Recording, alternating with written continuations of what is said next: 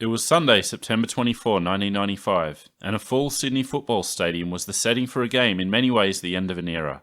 As the 14th and final time the Winfield Cup trophy would be awarded, it was to close the door on a period of enormous growth, considerable success, and never-ending controversy. The big question, however, was what came next. With that grand final at the time considered to be the last of its kind before the beginning of Super League and a weekend ARL competition in 1996. Fittingly, on the field that day, there was to be one entrant from either side of the war, which had cast a shadow over every aspect of that premiership season. On the Super League side, however, it was a team that nobody expected. This is the last Winfield Cup, the 23rd chapter of the Rugby League Digest in-depth investigation of the Super League war.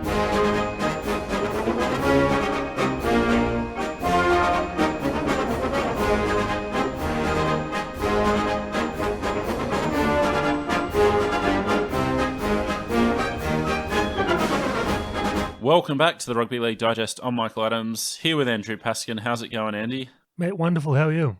I can't really put it into words, my emotions right now, as we have reached the last chapter of this season of our in-depth investigation. It's been a long road to get here. It's like one of those Rob De Castella ultra marathon. Who was that old bloke who used to run those? Cliff Young. I feel like Cliff Young on the first leg of it.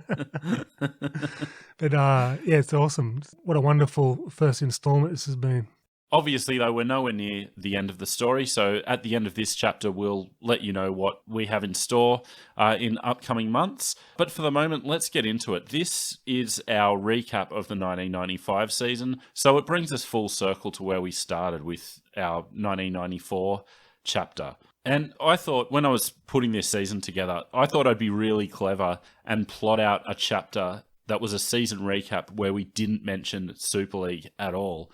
And I just focused on everything else that happened outside of Super League, which was so naive and stupid of me because there is literally nothing that Super League didn't touch in this season. So I think over the course of covering the season in a Super League context, we've hit on basically anything that happened anyway. Yeah. But do you have any non-Super League memories of this season? Do you know what? It's kind of like a lost season for me in some respects. Even though I was going to a lot of games and everything, and I loved the game. I was, must have been year 10 by then, so I was more into socialising than I'd ever been before, and like rugby league took slightly more of a back seat. So, and then with the Super League dramas, and after 1994, my favourite season ever, it just wasn't quite the same for me. Yeah, I'm kind of the same in that I can't untangle my memories from the work I've done over the past year.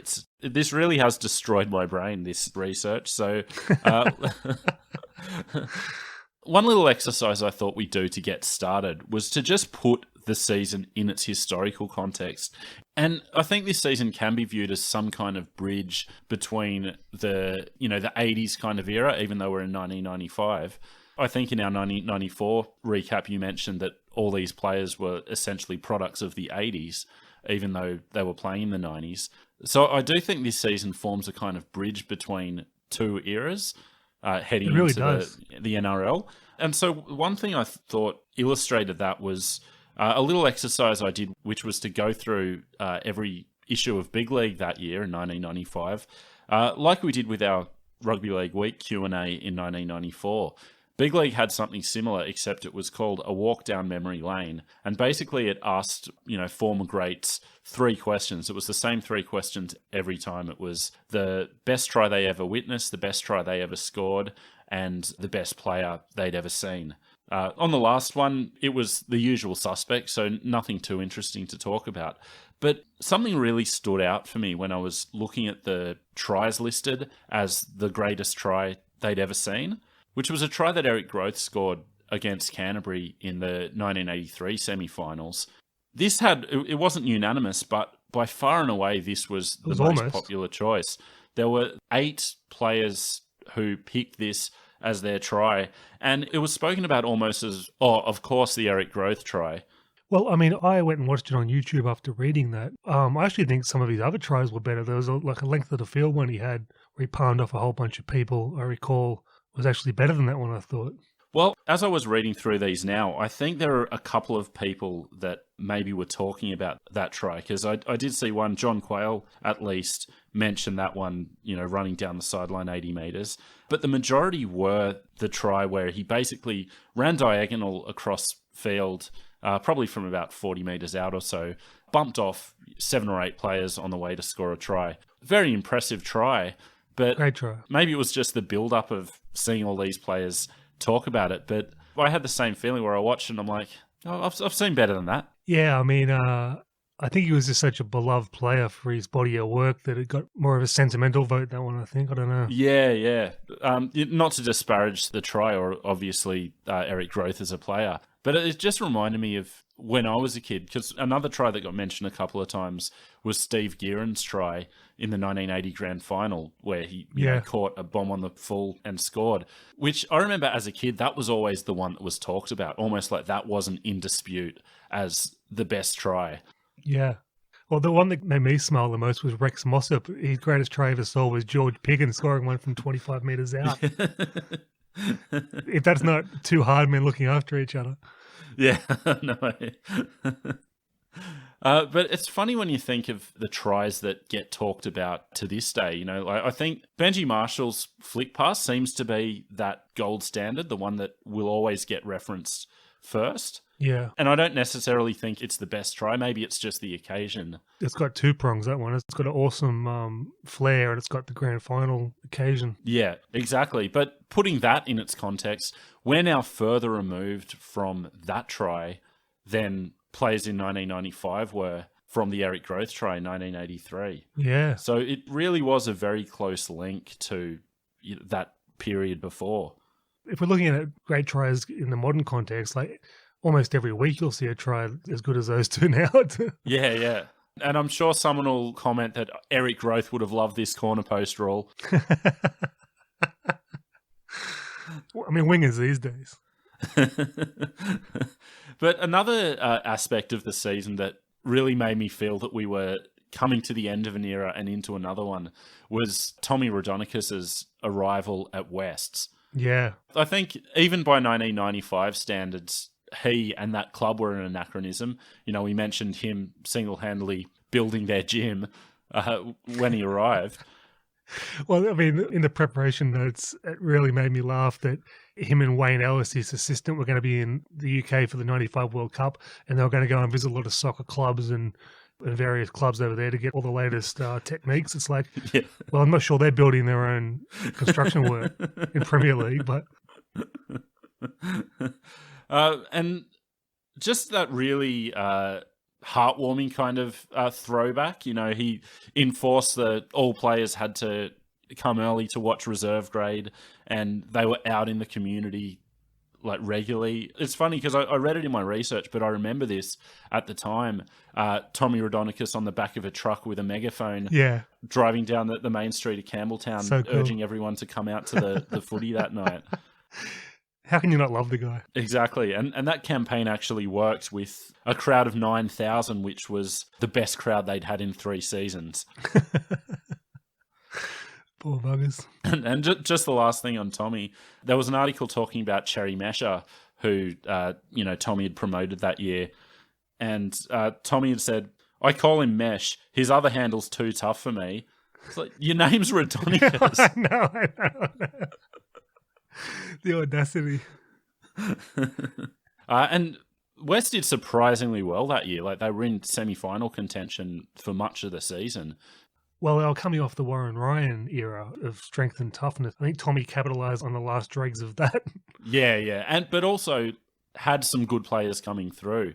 The likes of George Arliss, Cherry Mesher, the McGuinness brothers. I was a big fan of George Arliss. Yeah, same. Darren Centre, regular first grader that year as well. So there was definitely some semblance of a good team there. The thing that stood out in terms of the other side of it, the bridge to the NRL era, was the debut of Darren Lockyer that year. It's amazing how long he played, really. Yeah. I knew he was around that era, but just seeing 1995 really made it sink in. Exactly, because I always associate him with, the kind of Super League and beyond era Broncos. But he made his debut mid-season, 18 years old. I do remember Sterling and Lewis both saying he's amazing, this kid. He has so much time. And I remember him saying time all the time. Yeah. And it stuck in my head. And there's two guys with the most time in the history of rugby league saying this guy's got oodles of time, and it proved to be correct. Yeah. And just reading some of the reports on him. So he got, after, doing well in the lower grades that year, he got a chance playing against Parramatta, which, they won 3 games all year. So it was basically like a nothing game for the Broncos. So it's, the classic opportunity. We'll throw him in here, see how he goes, and basically played out the rest of the season in first grade. So as a coach, as someone who's developing players, how good a feeling must it be to give a bloke a chance and just be like, he's ready, yep, off he goes. Yeah.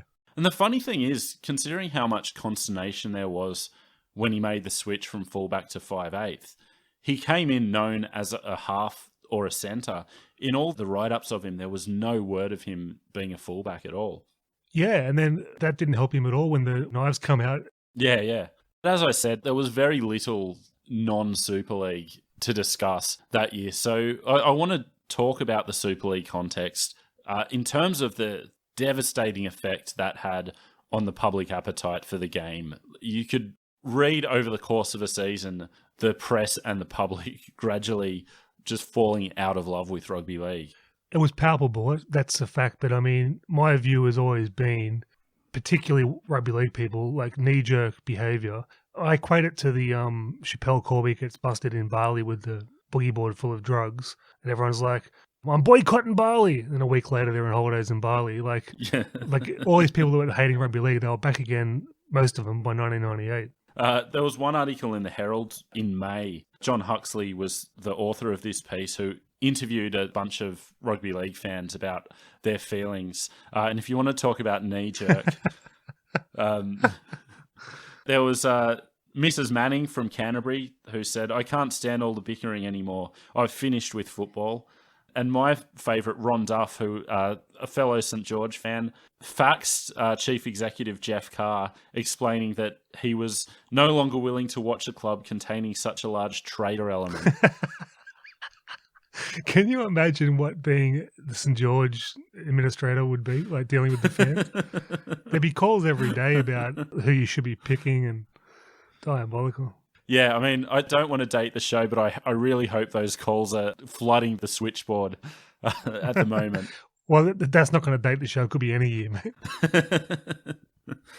But this tension even worked its way onto the field and, in fact, into the mascots, with Stanley the Steeler being sent off at in a mid-year game for getting involved in a fight in a match between Illawarra and Balmain. So, but this was a fight in the stands, right? It wasn't on the field. No, it was on the field.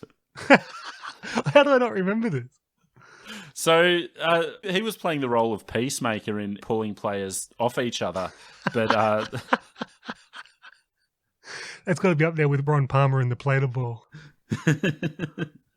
But yeah, so the referee decided that was beyond his remit and sent him from the field. And during the week, there was talk of whether Stanley would have to face the judiciary. And John Quayle, I actually thought this comment was quite sweet in light of everything that was going on. I know how easy it is to become emotional and over-exuberant, and goodness me, the game right now is in need of some fun. I love that quote too, but I've got to say, if that was the Super League mascot, yeah. they'd be trying to hang him in the public square. Yeah, but like John Quayle knows better than anybody about, blowing a gasket, so good on him for that. Yeah. Also on Quayle, there was a surprising bit of humour when he was asked in that big league interview the best try he scored, where he said, there were so many I just can't remember them all. Some were from 100 metres behind my own line. Sometimes I beat 12 guys. Other times I dived over from 5 metres with guys hanging off me like bananas. But levity from John Quayle aside, I think beyond the Super League drama, another big issue for the game was an inordinate amount of lopsided scores and an overall decline in the standard of play. So I want to do my recommendation of the week. And once again, it's not the book, but I'm going to recommend the YouTube channel of Sea Eagles fan, who has, I really hope he's a listener, because I'm blown away that someone could take the time to do what he's done with season recaps of, I think he goes from 94 through 98, where he's basically compiled every news report of games from that season and compiled them in chronological order. Amazing resource. I mean, for a podcast going between 1994 and 1998, it couldn't be better for us. I know. But it's so entertaining. And just to see like the labor of love, I really love it. Yeah. I want to know where he's sourcing this stuff for a start. It would have been all on VHS or something, you have to imagine. Yeah. And when the TV networks were probably still taping over their old footage in the 90s, it's quite incredible that he managed to hold on to all of this. Yeah, that were the days when they were like, oh, mate, I mean, tapes are pretty dear. We'll just tape over the moon landing. But so watching the season play out over the course of an afternoon, as I did watching this YouTube video, which once again, get to YouTube and subscribe to the Sea Eagles fan channel, it was striking how many, 50 to 6, so all these like blowouts. And I got to thinking, is this some kind of record? So as you do, I went to Andrew Ferguson from the Rugby League Project just to ask, if I was on the money, like, was this the most lopsided season in Premiership history? So I asked Andrew if he could provide a stat of the seasons with the biggest margin of victory. And sure enough, 1995 wasn't the most lopsided. So 1935 is the runaway there with an average margin of victory of 19.49. That was all Dave Brown, wasn't it? Yeah, all Dave Brown playing Canterbury and University. 1920 was 17.92, but then in air quotes, the modern era, 1995 is the gold standard with an average margin of victory of 17.81. But it was always going to be 4 expansion teams and about half a dozen dud teams. And it really, I'm not saying it's the only factor, but it really shows that the expansion to 20 teams was an instant failure. And all those doubters were proven correct. When there's already so much debate about the gap between the haves and the have-nots, is adding 4 more have-nots to the mix really the answer? It's not the answer, but I give them a slight pass because they're probably thinking, let's just do it like a Band-Aid and get it all done in one go, and then we can have a few bad seasons and build them up all at one time. But it didn't work, obviously, but it would have worked if they made 4 teams relocate from Sydney. Yeah, exactly. And that's been my argument all along. I think it was complete madness to expand without retraction. And when you look at that gap between the haves and the have-nots, I went and had a look to see how many players from semi-finalists in 1994 actually went to those 4 new clubs. And so I found a total of 10 players. You had Mario Fennick and Martin Bella, both past their prime. Mark Hone, the tail end of his prime. Chris McKenna, not yet at his prime. So Sean Hoppy going to Auckland was really the only top player in his prime who went from a semi-finalist to another semi-finalist. Then you had like 5 kind of journeymen or players that never really went on with it. So all these 4 new teams were made up from clubs who were already like have-nots. It was a recipe for disaster. Apart from the Reds, who showed some sort of fight with their 6,000-kilometre road trip fortress. Yeah. They were, the rest of them didn't do much. I want us to talk about one of those players who went from a semi-final team in 1994 to one of those expansion teams was Chris Ryan, who went to the Reds after playing 26 games for Manly between 92 and 94. I don't really have much of a memory of him, but he was like, watching that news compilation from Sea Eagles fan, he was like the Reds star player, like scoring tries week in, week out. Maybe it was just the long blonde hair, but he really stood out in that team. No, he was good, and he was good with Manly too. I think it was a really good signing. But last thing on that margin of victory, one interesting thing I noted from the stats that Andrew sent back to me was that 1994 was actually 6th on the list with an average margin of 16.65. That surprised me. Yeah, so it puts into question the idea that, that was some kind of footballing utopia, as, we made the argument for. No, but we've already proved that, 94 is rose-coloured glasses. We've proved it beyond a shadow of a doubt. And I think that another reason for the downturn in public support was some of those jerseys. I saw a Ian Head's column in the Sun Herald where he's talking about some of the reasons why enthusiasm was down. And he mentioned the loss of identity of teams with largely unpopular name changes and garish new playing strips. Well, I think clubs underestimate how much it pisses fans off when they go away from their classic looks. 100%. But if there's not a better judge, the definition of dignified Ian Heads, if he's calling it garish, they're garish. Yeah. So I sent you some examples of ones that I thought were particularly bad, and one which I'll save for last that I want to have a discussion about. Well, after I finished vomiting from looking at them, there was one that I have a disagreement with, or two actually. Okay, so the one that stood out for me, this is my most hated one, was the Roosters away jersey.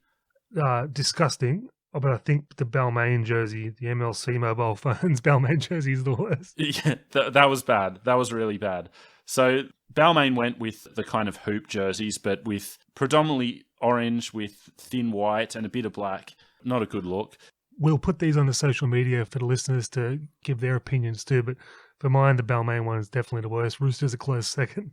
Yeah, the Roosters with it's almost pink, the little... I won't try to describe it, we'll give the visual. I really don't like that Parramatta jersey of that era.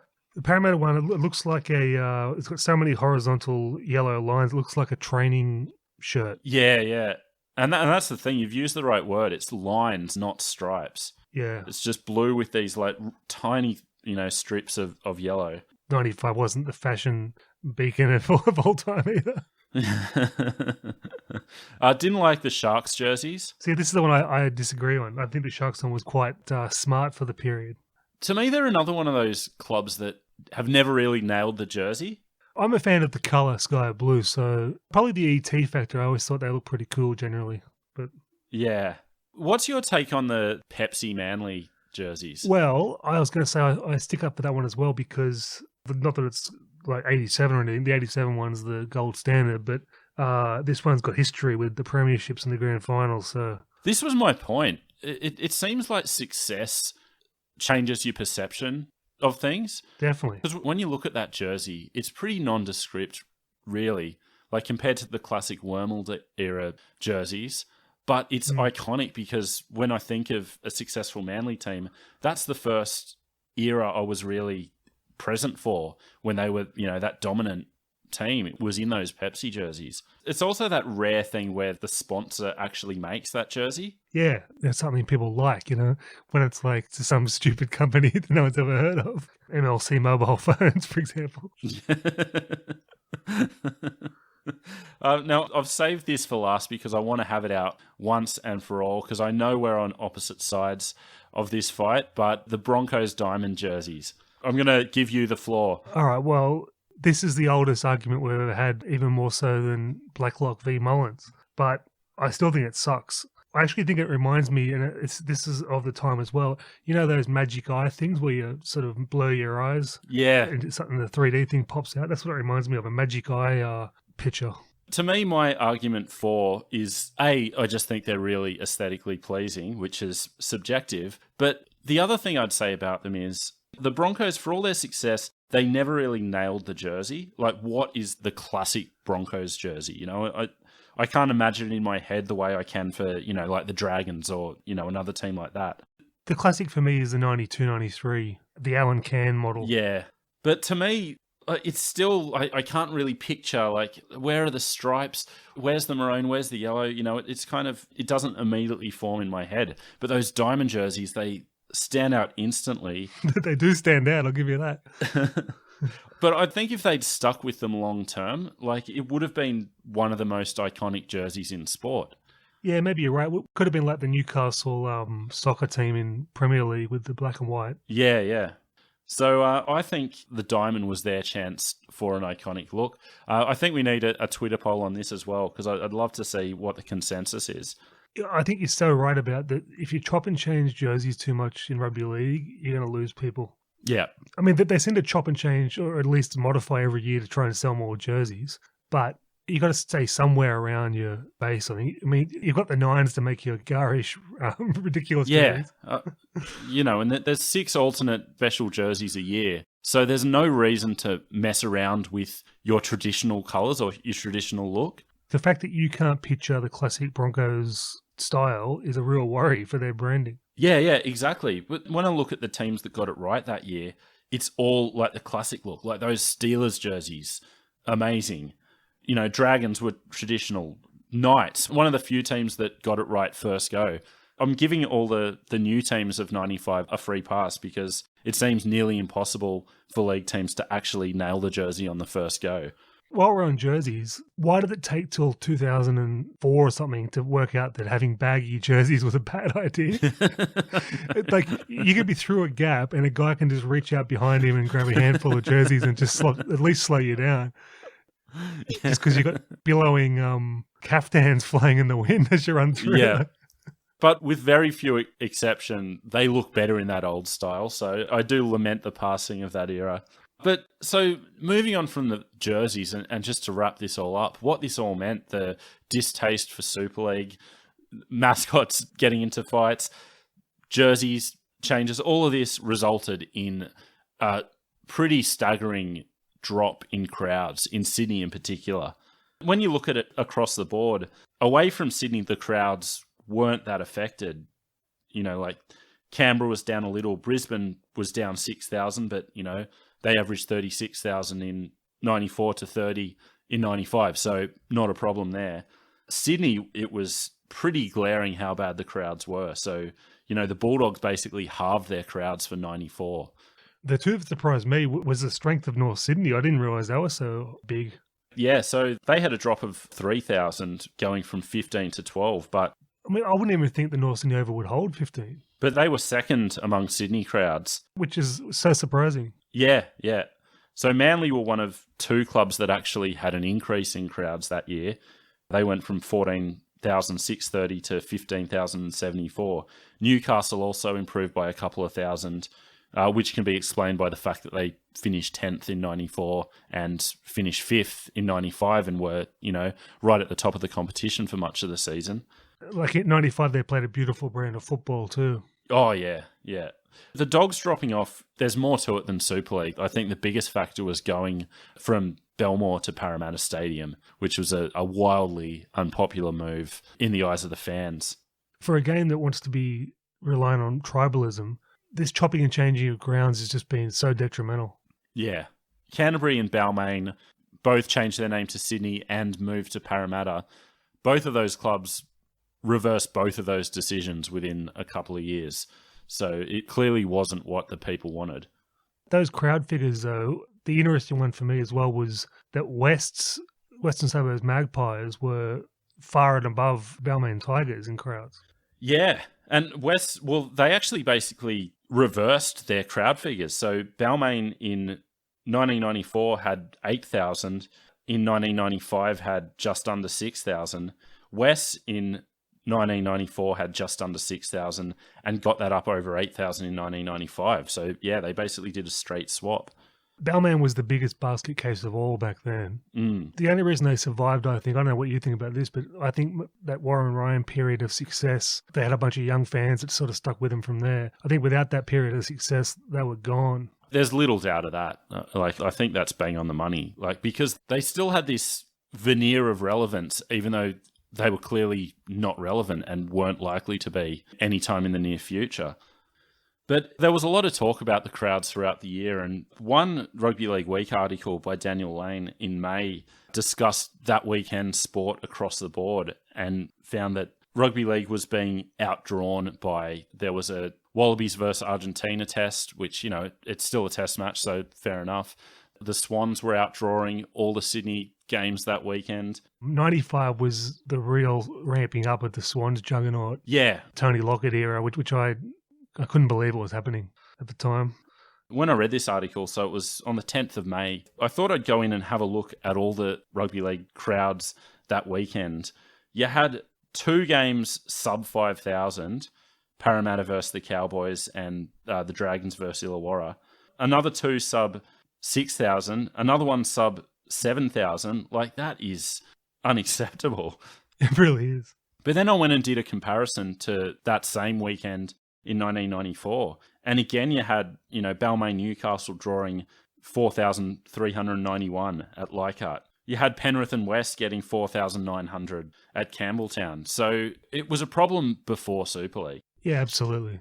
But yeah, you mentioned the AFL, and this is like where it all started. And I think it was coming anyway, but everything that was happening in rugby league didn't help. Well, I've told the story before. In my school, a couple of mates, staunch rugby league guys until that time, it went on a trip to Sydney to watch the AFL and then come back all proud, and like a bunch of us couldn't believe it. It's like, what are you doing?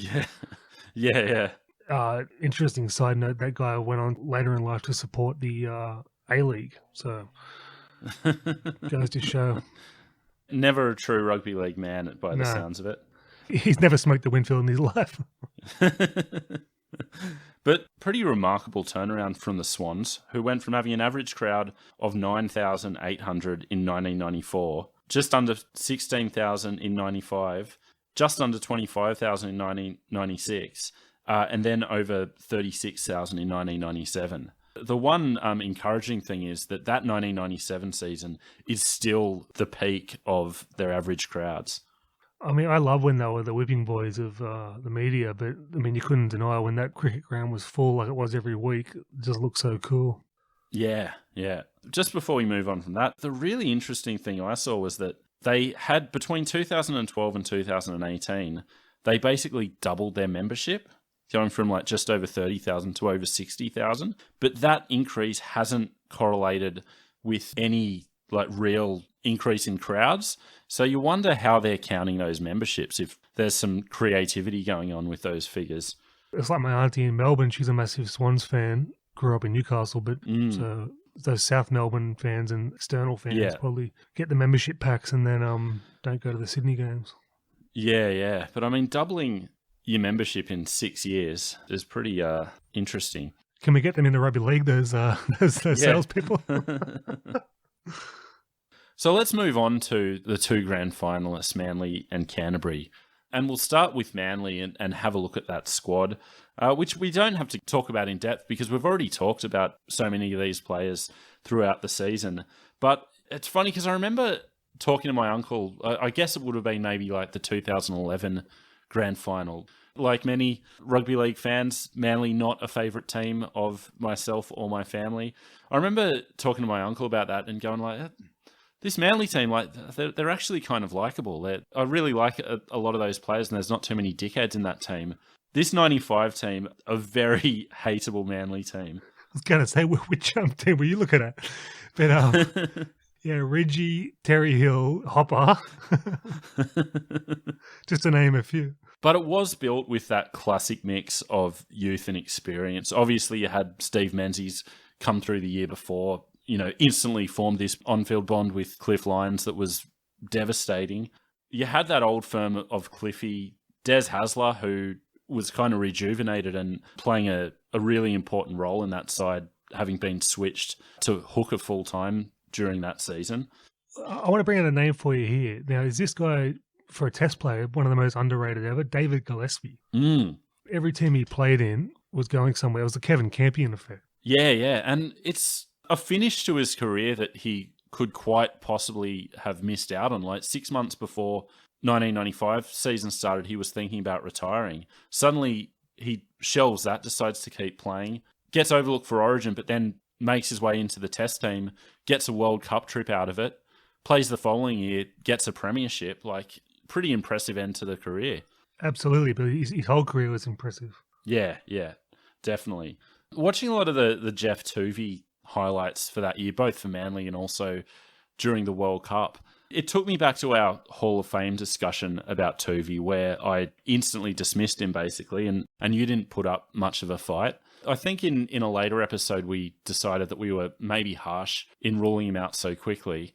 Definitely flippant. I think he was hurt by this huge amount of talent in those positions in the eras, but yeah. Another guy underrated by me for sure. It's funny seeing his head now. He's beetroot. There has to be an investigation style head, and he was such a fresh-faced young. It looked like a young German boy. And even in 1995, he's closer to 1990 Jeff Tuvey. When his looks went, they went. Like, he fell off a cliff so quickly. And it was the hookering. So if you Yeah, get in yeah. the dummy half and Adam McDougall's kicking you in the face. Yeah. But I think if he'd either played all his career at hooker or had made that switch full-time to hooker earlier on, we'd be weighing him up a lot differently. Because I think playing halfback, you are in the shadow of some of the all-time greats, which I don't think he measured up to. But just his toughness, his tenacity, his football smarts, like I've been really impressed watching him over these last few months, and it's caused me to really reevaluate my opinion of him. I forgot how dangerous he was running at the line. Yeah. On the other side, you had some young blokes coming through. I've already mentioned Steve Menzies. Nick Kosef, at that time in 1995, it's easy to forget how highly he was rated. Well, he was called the next Bradley Clyde because he was playing like a young Bradley Clyde. Yeah. Incredible. So that was Bob Fulton's estimation of him. And he, went on to make the World Cup tour that year. He ended up playing until 2002, which surprised me when I looked back at that. By his own admission, he was finished by about 1998. Don't you hate when they admit it after the fact? Yeah. It cost us a few salary cap points in that time. But in 1993, he did his ACL at the same time that Matthew Ridge also did his ACL. And so they were going to the specialist at the same time. Luckily, Matthew Ridge has recounted this experience in his book. So I'm just going to read this. Nick goes in first and I'm sitting reading magazines in the waiting room. Eventually he comes out and he's absolutely bawling and his mum's distraught. I say, mate, Nick, what's up? He can't talk. He's sobbing and bawling his eyes out. What's up? He reckons I'll never play again. What? He reckons my football career's over. Nick, you've blown your anterior cruciate. You're going to have a knee reconstruction. Don't be stupid. You'll be fine. Wah. Geez, you're soft. Just get over it, Nick. Ooh. Yeah, okay. I'm really concerned for him because he's freaking out and his mum's upset too. I'm looking sideways thinking, Jesus. The greatest book of all time. So he's feeling bad for him, but he decides to mock him in front of his mum, did he?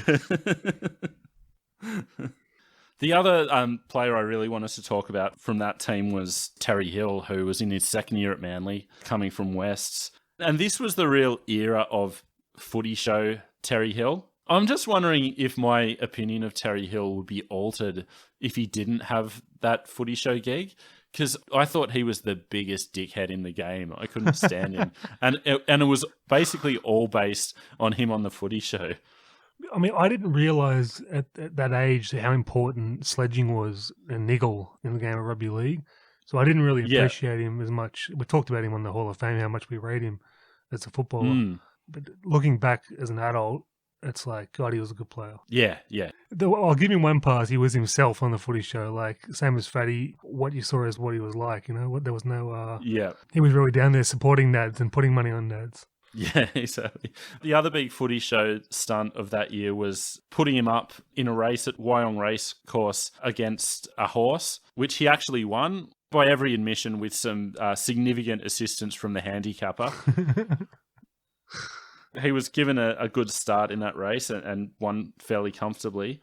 While we're on the disaster that was the footy show post 1994, I don't think the Terry Hill stuff even compares to how bad like Daredevil dudes and anti-ads towards the end. Yeah. On that Wyong Racecourse stunt, they mentioned that Mahatma Coate was there, spurring Terry Hill on. And that's how you know how bad that character was. He was even too racist for 1995. Oh, see, in Newcastle in 95, it was totally cool. Right? Everyone's like a tiger. Like adults, kids, everyone was into it. But obviously, beside his footy show dickheadiness and his great on-field play, the other thing he was known for was his sledging ability, which Matthew Ridge said extended off the field. His quote was, "For Terry, life's a full-on bagathon every day of the week."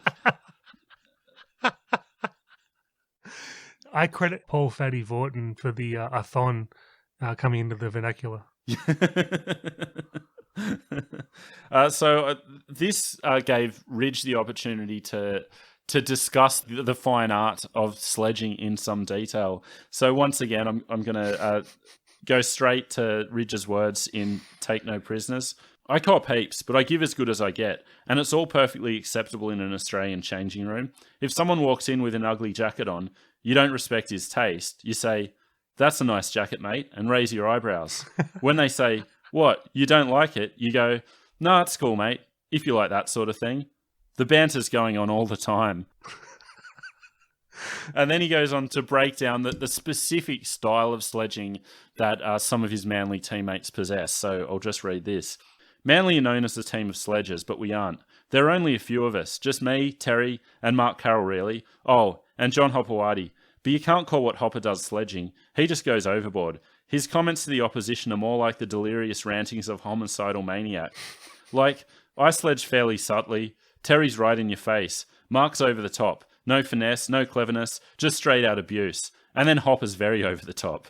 Well, I saw in the grand final, Reggie brought down Terry Lamb close to the line. They almost scored, and he was giving him a gobful. Looked like out and out abuse to me.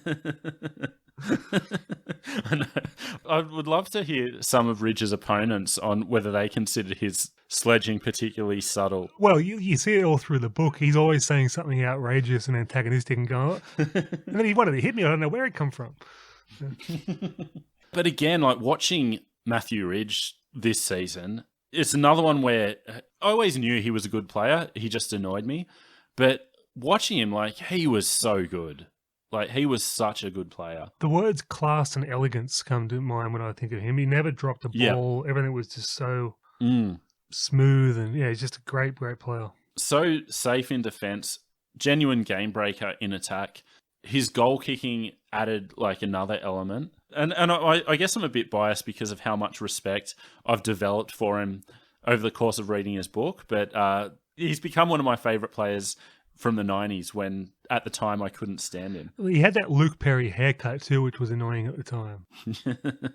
The high forehead, etc. So on to the Manly season, and it was the culmination of something that had been building since Bozo arrived to coach the team again in 1993. Of course, he had no plans of coaching the team, but when Graham Lowe had some significant health problems and couldn't go on with it, they called Bozo in, and so he took over the reins.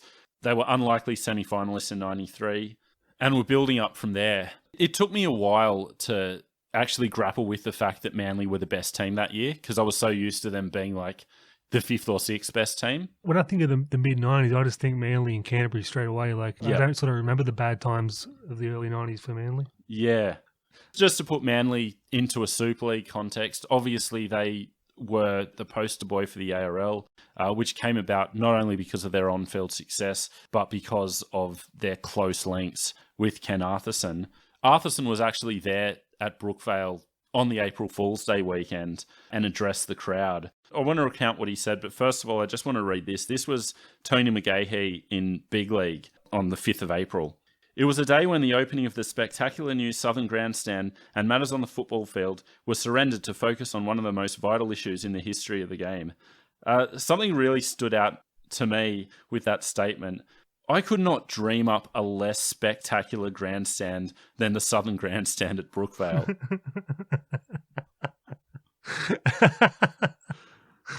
Yeah, the Southern Bike Rack. But back to Arthurson. You remember when we were talking in our Phillip Street chapter about Arthurson addressing Manly and saying, you know, this is a decision you guys have to make. Don't worry about what I think. You do what's best for you. It's hard to square that off with him addressing the crowd that weekend saying, this game belongs to the people of Australia, and the ARL will protect its family members with every ounce of strength we have in our bodies. Let me give you an assurance we'll never give in. What right? Who are these people to come in and try to take over our sport? Rugby league belongs to the people. So he's telling the Manly team that, you know, make your own decision, you know, don't worry about me. But then he's on field, you know, reciting Churchill's, you know, World War II speeches. I think everyone in Manly knew where they stood with Arco in the ARL pre-speech. But to Manly's credit and to Bozo's credit, they never let Super League become a distraction. As we talked about with Ridge and Roberts, it was just, you know, no unrest in the nest. Let's forget about Super League. I'm sure it was discussed during the year with, some G-ups. Like apparently there was a paintball expedition where Matthew Ridge was the target of the paintballs, but that probably would have happened even without Super League. Richie's thinking, I mean, these blokes are kidding, aren't they? But that's a great slogan, no unrest in the nest. Mm. And they went on to win the minor premiership, losing only 2 matches throughout the course of the season, winning their first 15 matches. So incredible hot streak. The first match they lost was actually that match against the Roosters where Phil Gould threatened to call his team off the field. Disgusting moment in rugby league. And it's funny, that minor premiership race, even though, I remember Manly, and I guess it was because of that winning run at the start, it seemed that they were clearing away minor premiers, but, Canberra finished equal on points. Newcastle, for a long time, were pushing them as well. And it was only late in the season that they faded and ended up finishing 5th. But they were a real force for that first half of the season as well, going on a lengthy unbeaten streak to start the year. Just a little bit of experience short, I think, with the Johns brothers coming through. But, geez, that was a good side. Yeah, exactly. So a great year for Manly. We'll get to how it played out in the semi-finals a bit later. Let's turn to Canterbury. And the big talking point, of course, was Terry Lamb playing in his last season. Of course, he did go on and come back in 1996. We'll discuss that in a later chapter. Terry Lamb, really in many ways, the Winfield Cup personified. He's one of only 4 players to have played every season of the Winfield Cup. It was him, Phil Blake, Ricky Walford, and Mario Fennick. I'm very surprised to hear Ricky Walford was that early. I didn't know he started that early. So he had a couple of years for East, and I can't remember if it was Manly or Norths, but he had 3 years in the early days before going to St. George. That's unreal, the 4 legends of the game. But watching Barr in this final series of this year in the grand final, at the peak of his powers at that age. Yeah. This is a strange thing to say because he's clearly highly rated, but I think he's underrated. I think he is too. I think he suffered from the Tuvey issue of people discriminated against him and Tuvey because of their body size and also the legendary halves surrounding them at the eras. Yeah. He had Lewis and Kenny and then he had Daly and Walters. Yeah, exactly. So he definitely had that. And it's funny him going up against Cliff Lyons in the grand final because Cliffy was kind of the same, always, 3rd or 4th in the pecking order for the rep teams and didn't have the rep career he might have in another era. Well, that's a question for you. Who do you rate the best career out of Cliffy and Barr? I think Terry Lamb is the better player by some distance. Everyone will probably agree that Cliffy's are more enjoyable to watch, but overall I'll probably agree with you just by a hair, though, in terms of consistency anyway. It's that classic, if I'm settling in to watch one of the 2 players, I would have picked Cliffy. If someone was playing for my life, no hesitation, it would be Terry Lamb.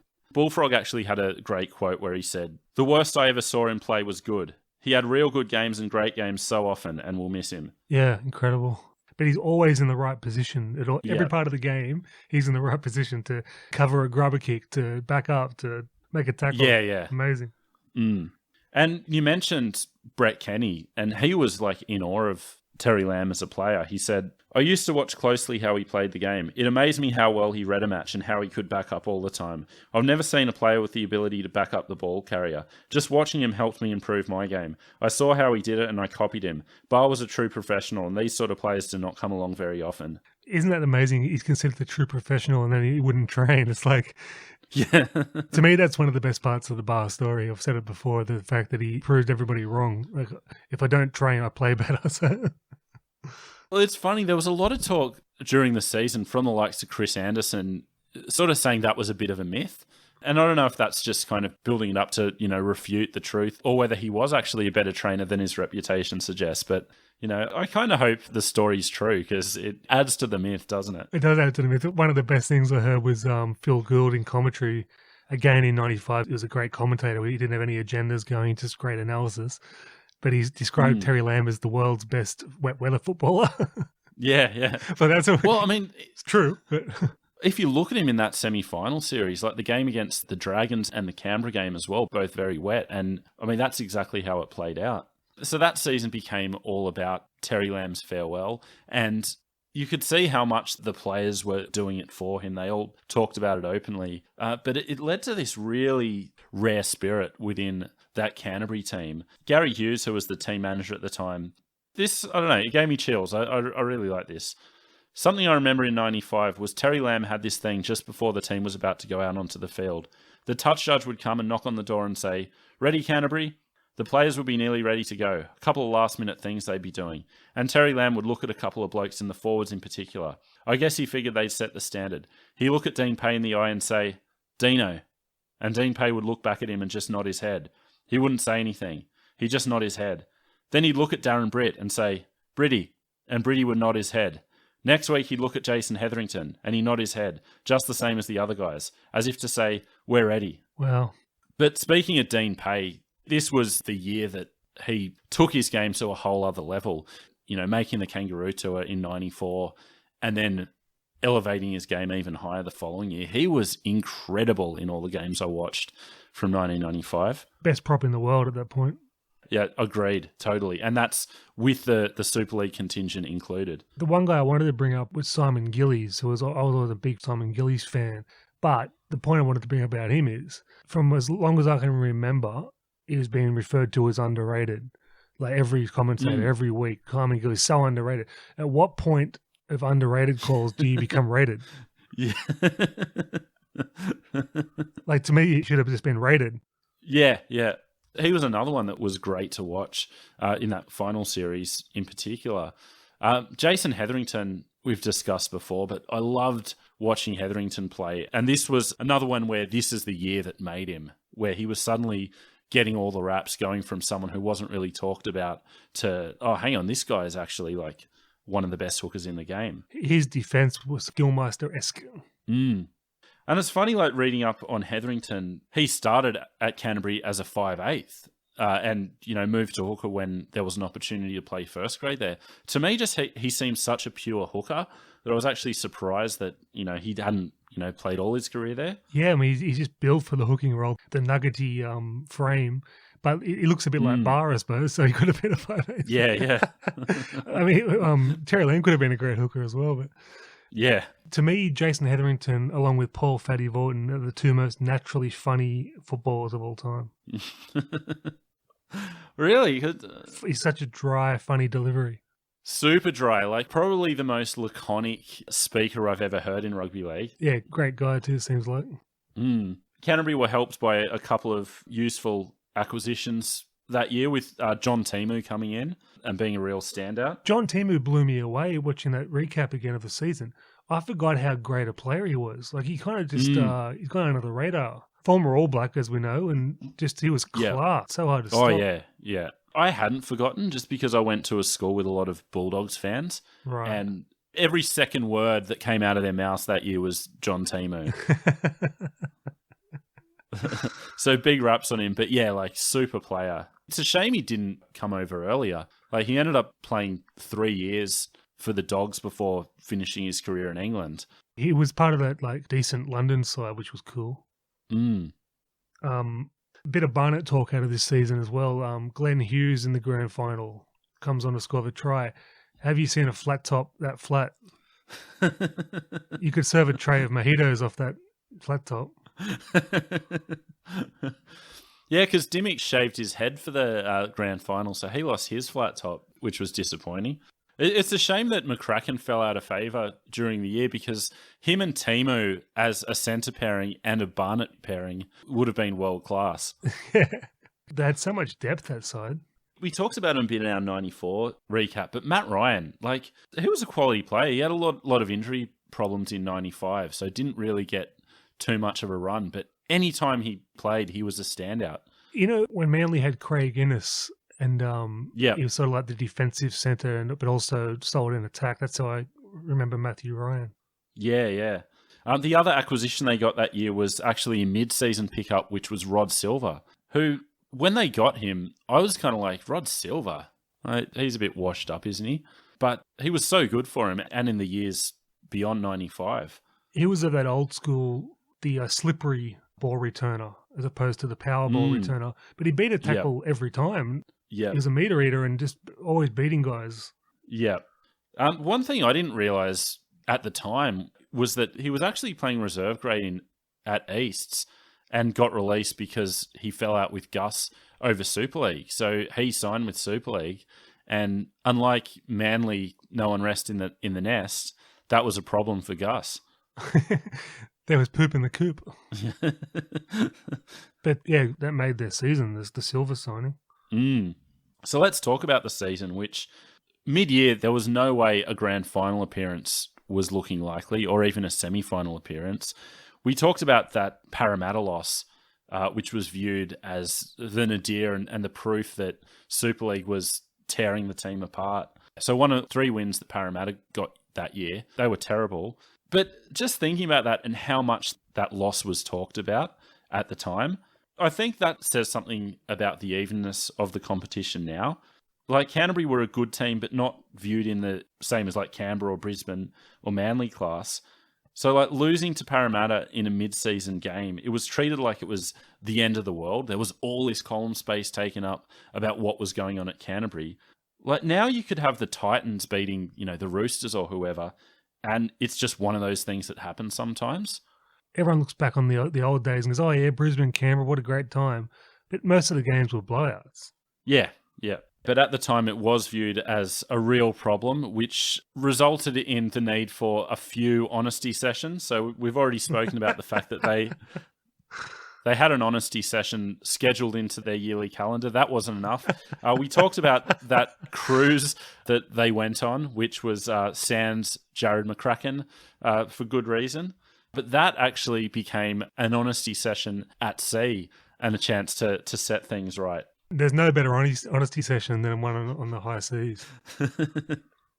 And this also featured a rousing speech by Peter Moore, who gathered the team together and told Terry Lamb to go away. He said, "Get out of sight, go to the men's room." And then he turned to the players and said, "Fellas, we got a problem. 4 of you are taking us to court. That's a fact, and at the moment, there's nothing we can do about it. What say we let the lawyers play their games? They may or may not be good at their game, but there's one game we are very good at, and that's rugby league. Terry's downstairs at the moment, and because of him, we have more money and more great memories. We owe him the right to hold the Winfield Cup on his last game. Think about it. Let's get back to doing what we do best. Let's do it for Terry." And that seemed like it was enough to get things right again. I think that's a really important part of it, though. Like, it's quite a simple thing, do it for Terry, but the fact that he addressed it and Bulldogs decreed it, that would have held over a few cracks. Yeah, exactly. If he didn't mention it, it's kind of still there, but once you do say, all right, 4 of you are taking us to court, but how about we just forget about that and focus on winning the game? Should have done it at the start of the season, would have been ending. But it wasn't just that speech or that cruise.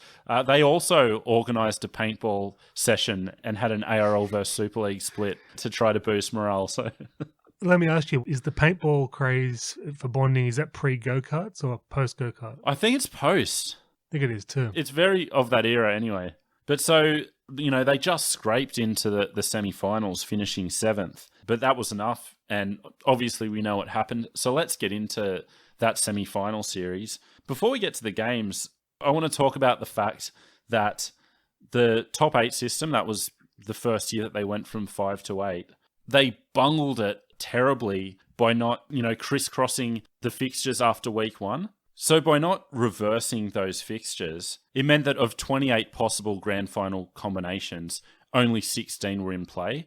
Whereas if they just, put the losing teams on the opposite side of the draw, 26 of 28 would be in play. By not doing that, it meant that due to the fact that they finished 2nd and 3rd, there was no possible way that Brisbane and Canberra could meet in the grand final. So bad, yeah. But I mean, it seemed like for 15 years there was finals fixture issues. But I mean, that one is just criminally incompetent. And it was actually Warren Ryan who first brought it to public attention. And he had this great quote about it. "I wish I could find opals as often as I can find flaws with that organisation." Every year he had a great idea about the final series and they never listened to him. No. But that's crazy. And the fact that that came out in late August. So, I mean, there was still time to fix it, technically. I know you probably can't change it at that point, but surely someone could have looked at that and said, "Oh, it's It boggles my mind. Well, I think it was pre-consultancy work on the rules and stuff like that. It was just blokes in the Phillip Street going, is the keg tapped yet? Yeah. And it was the first year of the top 8 system. So for the sake of moving on, we'll give them a pass and talk about the finals themselves. Norths and Newcastle played the 5th versus 8th. North's only just scraping into the finals and wouldn't have been there if the Warriors hadn't been docked 2 points for using an extra replacement. I mean, how Warriors is that in the 1995 season? I know. And so Manly survived a scare in beating Cronulla. They were actually down 12 points at one stage before coming home to win 24-20, making their way to the prelim. And the Raiders doing the same, beating the Broncos. The game I really want to talk about was the Dogs against the Dragons, which I thought 25 years removed from the occasion, doing it as an academic exercise, not with my red and white eyes on. I thought I could sit there and watch this game dispassionately and just, take notes for the sake of doing this show.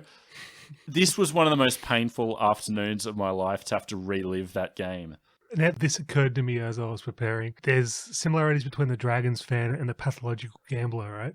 The pathological gambler doesn't remember any big wins, only the close losses. Yeah. Like I was one off, etc. And it's the same with Dragons fans. They only remember the losses and not the wins. This is a top 3 all-time loss for me. I was going to school. I had a shave your head bet riding on this game. Lost that. I remember this was in the era... What, are you a Premier of Queensland versus New South Wales? What are you doing? This was in the era where the semi-finals weren't live on TV in Sydney, but my uncle in Clovelly had the satellite hookup where he could get the Wollongong feed. So me and my dad and my brother drove over to Clovelly, watched the game live there. The ride home from Clovelly to Newtown, utter silence for the 30 minutes. Did you stop at the barber? I don't remember many car trips as vividly as I do that one, and the disappointment I felt in that moment. And then watching for the next 3 weeks as Canterbury went on to beat more fancied opposition and win the grand final, I was just thinking, like, that could have been us. And to this day, 1995 to me is still the one that got away. But I don't think we would have gone on to win the comp. We just weren't built the way the Dogs were. We didn't have this ferocious defense, this tenacity that they had. But what we did have that they didn't was some X factor. You had players like Anthony Mundine, Gordon Tallis, both coming on to, their full potential. I think if we'd have gone on that run, we would have done it in a different way. The Bulldogs' ferocious defense is what won the whole thing for them. Yeah. But they had 60% dogs of war, 40% entertainers. I think it was more like 80 or 90% dogs of war that gave them like an extra 20 or 30%. So it was like kind of 90% dogs of war, but 30% entertainers. It was like they became more than... It was definitely the defense that set it up, but there's no other football team whose DNA has been studied by scientists more, so we should get the actual figures on that. But they were an incredible side. The way they handled Canberra was, class. Yeah, we'll get to that soon, but just really tough watch, but very entertaining game, the Dragons versus Dogs game. Your classic wet weather contest in an era where there was still mud on the field. I wanted to talk to you about the quality of the field, right? Yeah. Mid-90s fields were abominable. Yeah. It was just totally acceptable. And there was something about the combination of the mud wet and the new synthetic football. So I think it was like year 2 or 3 of having the synthetic footballs. They just were so greasy. Like watching those games and how easily the ball came out and just looking at it, and it just looked like the ball should spill out every pass, It was... It was like the cake of soap in those days. Some pretty bad handling throughout the finals as a result of a fairly wet September in Sydney. And also Dean Pay, a real standout. I think he was the difference in the end, he, put on the last try, the game-deciding try. And yeah, incredible battle between him and Gordon Tallis as well. Dean Pay really stood out as the enforcer. That was his game of the series. Yeah. And so week 2, the Dogs went on to surprise Brisbane and won it easy. It was never a contest. But the way they handled Broncos and Canberra, the two, danger sides, was incredible. So let's get to that Canberra game. And before we talk about the game itself, I want to, discuss Canberra's season because they had a great year. They only lost 2 games throughout the year.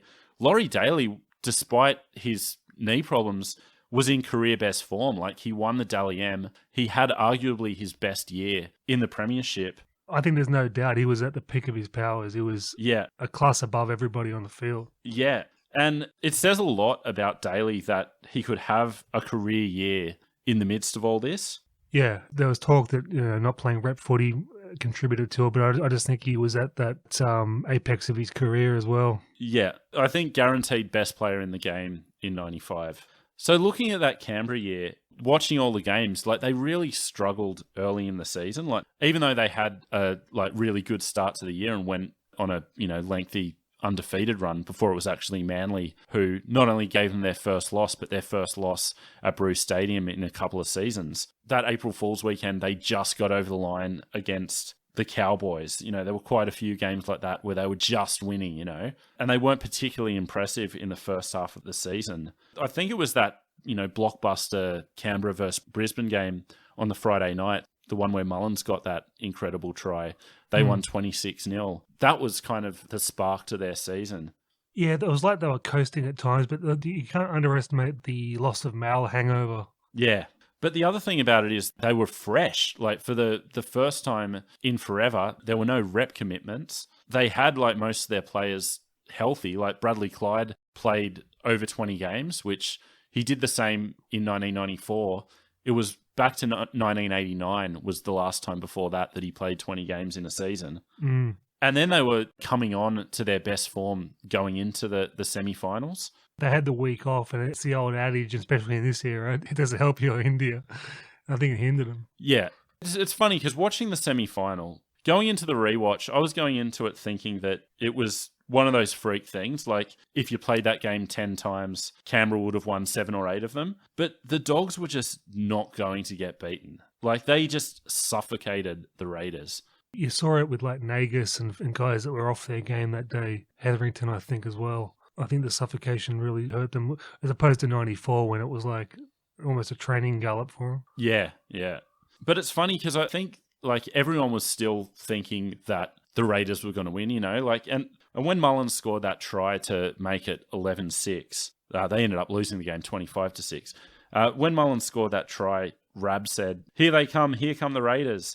Yeah. And I remember that's what I was thinking at the time watching that game. I was okay, good effort Canterbury, but now make way for the big boys, here comes Canberra. I was thinking that watching the replay, even though I knew the result, I was going, here they come. Yeah, because the other thing is for a 5 or 10 minute period after that try, it looked like that's what was going to happen. But then that pass from Terry Lamb to John Timu. Oh, magic. For the Dogs' third try, this immaculate cutout ball, Go and watch this game on YouTube, anyone who hasn't seen it. Yes, it's well worth the watch. But Faddy described it rather unkindly as a hoik. He's just hoiked it, Lamb. It's no, he cut out about 3 guys and it landed right in front of him on his chest. Yeah. And Canterbury went on from there.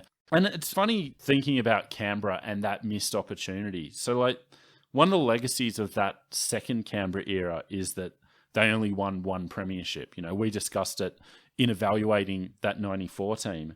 But a game like this just shows you how hard it is to win a comp.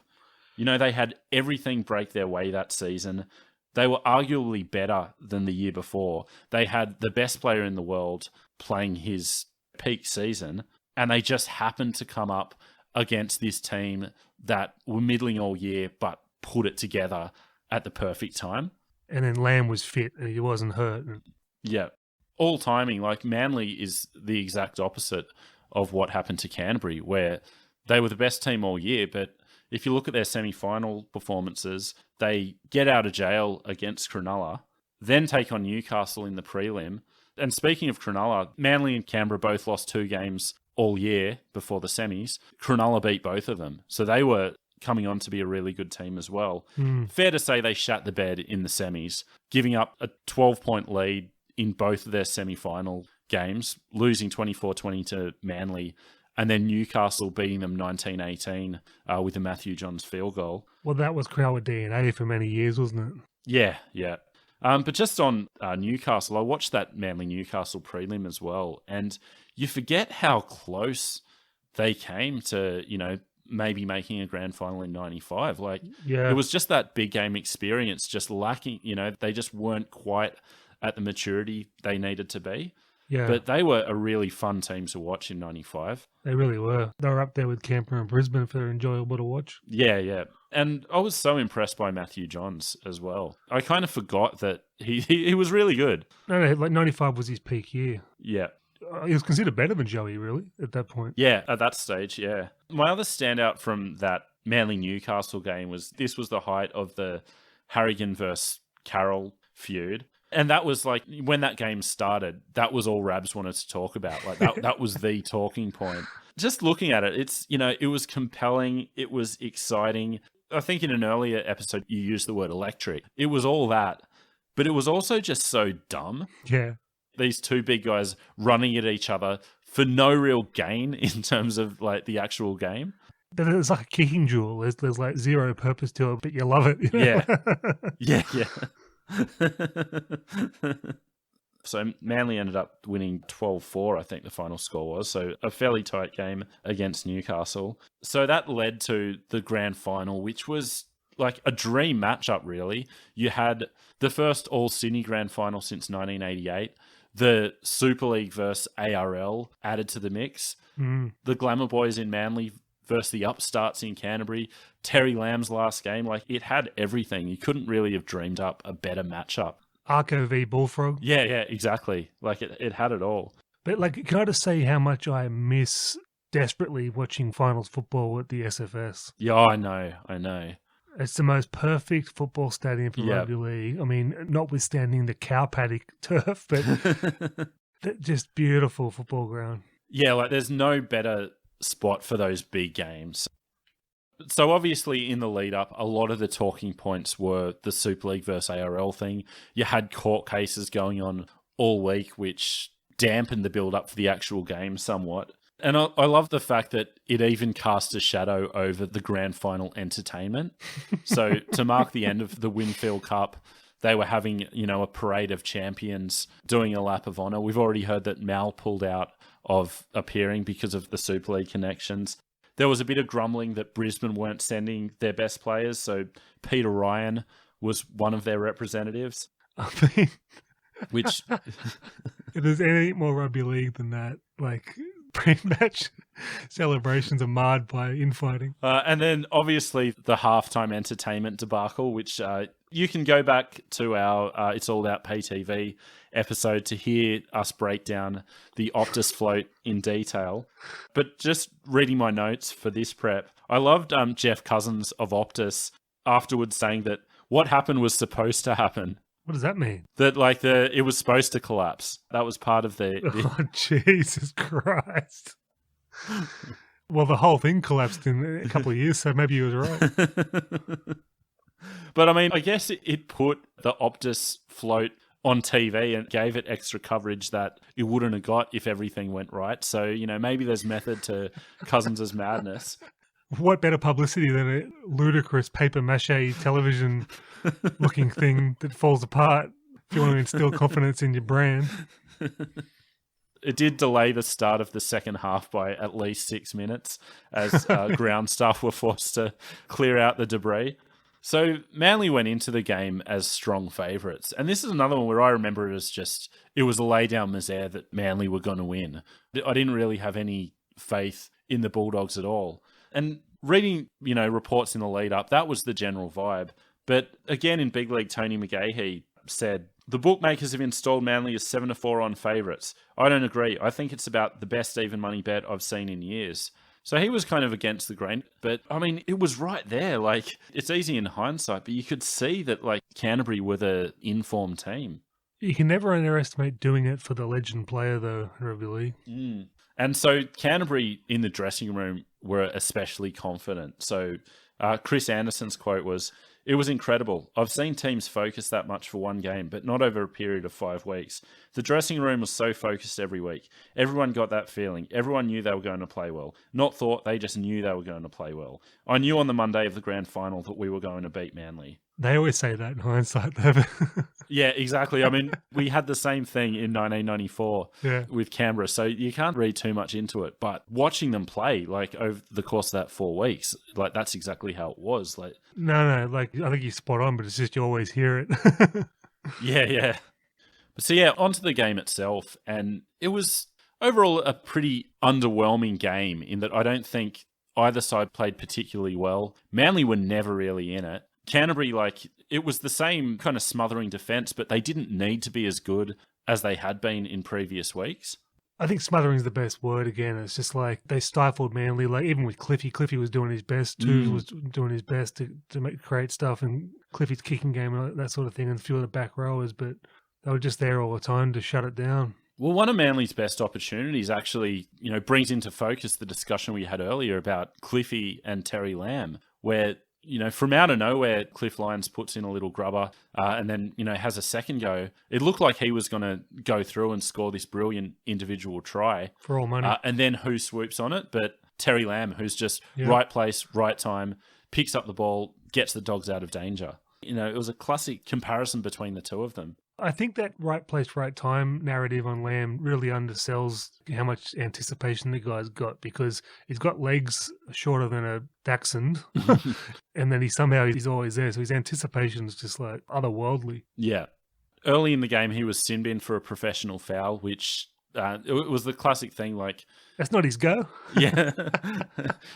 Making that sacrifice, having the faith that his team could withstand it, which they duly did. But beyond the obvious storylines, the big talking point from the actual match was the refereeing drama, with the Dogs scoring off a fairly obvious forward pass early on, and then their next try coming on the 7th tackle. How many times has that happened? Like, you and I have always defended referees, always against the knee-jerk, stupid fan stuff.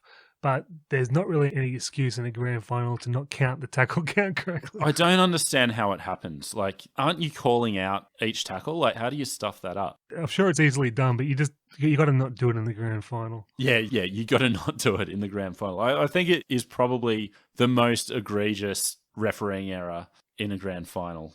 Also, the touch judge not seeing the forward pass. I mean, Ward was right there anyway, Eddie Ward. But yeah. So that was the era when touch judges would come streaming onto the field, it seemed like, to get involved over nothing. And then when there was something to be ruled on, they would be as silent as a mouse. That seemed to happen all the time in that era. Yeah. The forward pass one, I'm willing to kind of, like, it's not as big an issue for me. Like, forward passes get called and sometimes they don't get called. It seems to be one of those things that happens. I mean, that was a particularly bad one. Like, that was almost a penalty in an era where penalties for intentional forward passes was still given. Yeah, it was really bad. Yeah. But then Gus goes, even though it was a forward pass, it was still a great ball from Jimmy Dimmick. But just before we move on from the referees, the talk about the refs in the lead up to the game did include one of my favourite refereeing cliches of that era, where it was said that Eddie Ward is the referee. That means a wide 10 metres.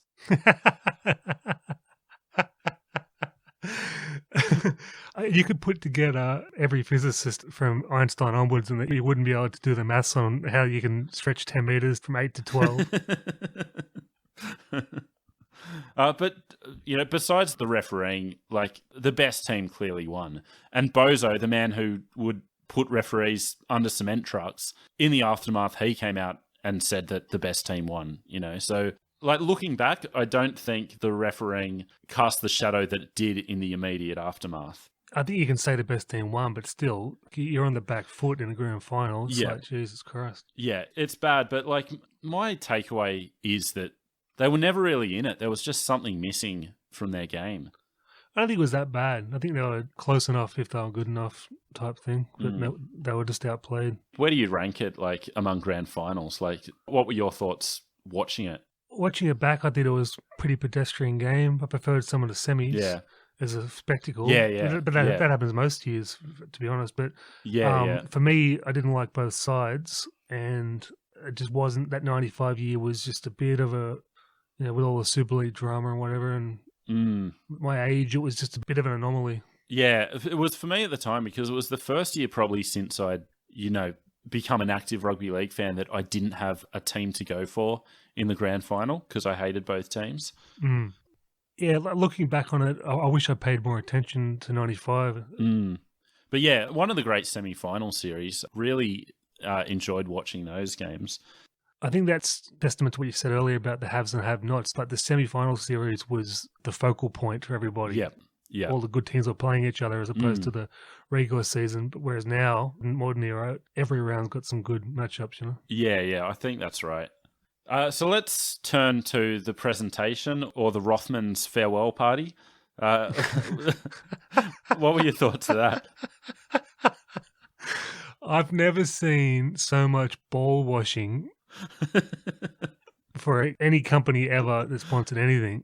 Like, it's just despicable, the links between the cigarettes and rugby league. So Rothmans were presented with the game ball encased in glass as thanks for their service to the game. But they roped in Arthur Summons and Proven. I know. I hated that.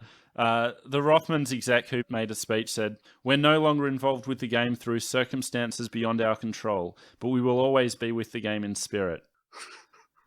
I thought Arco was actually quite restrained in, in the way he's talked about him in previous years. I was going, oh, hang on, what's he going to say here? But he kept it in check. Well, I thought he was quite gushing personally, but I mean, the fact that they're going to be with us in spirit, like from 1980 to 95, there was already people that have started dying from 1980 that took up cigarettes. So that eventually made way for the, the traditional player speeches. I love that Terry Lamb started his speech with, "I'd just like to start by saying to my father-in-law, Ted, open that bottle of port, mate. You deserve it now." I thought that was hilarious. Is there a more 80s/90s rugby league drink than port? But of course, with every grand final, there's a meeting and a party. I want to start with the meeting. Quite devastating for some of the Manly players. Ian Roberts apparently not moving for half an hour, just sitting down on the ground. It's good to see, is Roberts sort of went off the game, post Super League. Yeah. So it's good to see he had his heart in it. Yeah, exactly. Mark Carroll was in the dressing room devastated, which leads to another classic Matthew Ridge quote. So I'll just read this. "I come off the field and trudge back to the changing rooms. Mark Carroll's in there just bawling his eyes out. Mark's so passionate about his league. He's sobbing his heart out. Hoo, hoo. He sounds like a demented moose. And I can't help laughing at him.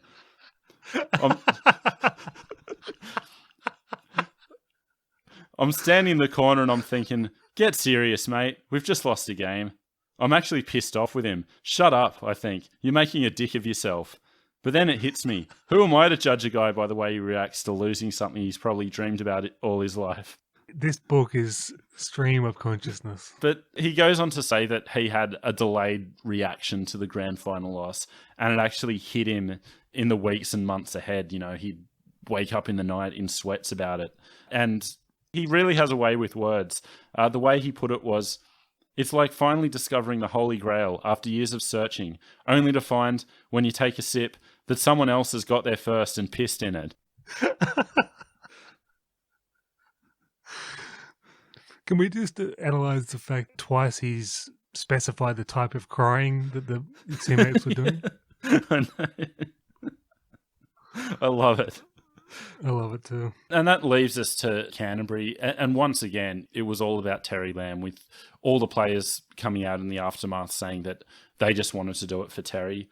Lamb himself, talked about the spirit between the club and the Super League context with everything going on with the Filthy Four, saying, "I hope something can be worked out. Whatever happens, they're welcome to stay. You don't pull together like this for nothing." What about Crackers? Yeah, well, he was the notable exception. I think we've covered that story enough, and that is pretty much where the chapter ends. It was a really enjoyable recap that season, mate. As I said earlier, I really wish I I had more memories of it. It was good to go over it. And thanks again to Sea Eagles Fan YouTube channel for doing all that work for everybody to enjoy it. Yeah. So once again, that's our recommendation for the week. The Sea Eagles Fan YouTube channel with that full 3.5 hour compilation of the 1995 season. Most of the semi-final games are on YouTube as well. You can watch them in full. So some thoroughly entertaining games throughout that series. Definitely I would recommend the Canberra-Canterbury game and the Canterbury-St. George game too. Yeah, absolute classics. crackers. But yeah, in the end, quite an interesting year on the field, forgetting about everything that happened off field. Testament to rugby league people that with all the turmoil off the field, they still managed to sort it out on the field and have a good season. Yeah, agreed. So that is this chapter and that is this season. I want to thank everyone so much for getting on board our little journey of discovery. It's a lot of work, but it's something that means a lot to both of us. And it'd be hard to go on with it if not for all the support we've gotten from all the listeners throughout the past year or so. So I just wanted to really thank you all so much for being a part of this. I second that motion. It's a wonderful community we got, the RLD people. I want to thank you, mate, on behalf of the listeners for all your hard work, because you're there researching like a Clockwork Orange when you got the eyes held open with the picks, losing your mind at times. So thank you very much. Likewise, mate. I couldn't do it without you, but I will be, unstrapping myself from that torture chair for just a week or so. I really need to debrief and just exhale, but I will then be getting hard at work with the research for season 2, which will cover the 1996 and 1997 seasons. And then our third and final season will look at 1998 and beyond. So looking at the reunification of the game and the continued ramifications of Super League. So we will be taking a break from the narrative, from releasing these chapters. We're not going away though. We've been behind the scenes discussing some really exciting ways of keeping shows coming to you. You can look forward to some really interesting episodes in the weeks and months ahead. But that is it for tonight. So just thanks again. Would love to hear what you thought about this or any of our previous chapters. The Rugby League Digest at gmail.com. We're on Facebook, Instagram, Twitter. Please tell your friends. They've now got a full season of chapters that they can make their way through. So we will speak to you soon. Toodaloo.